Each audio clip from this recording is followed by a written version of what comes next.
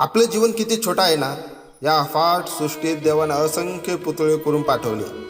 काही महान झाले, काही लहान राहिले आणि काही लहान असूनही त्यांच्या कर्माने मोठे झाले.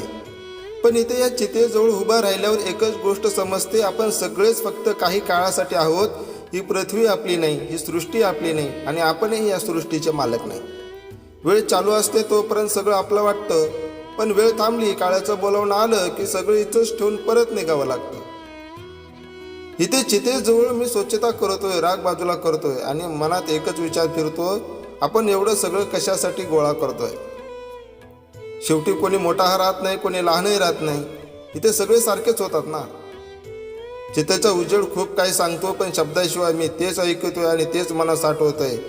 आपलं आयुष्य खूप थोडकं आहे, म्हणून जगताना थोडं हलकं जगावं, कारण वेळ पूर्ण झाली की परत परतीच्याच मार्गावर निघायचं असतं.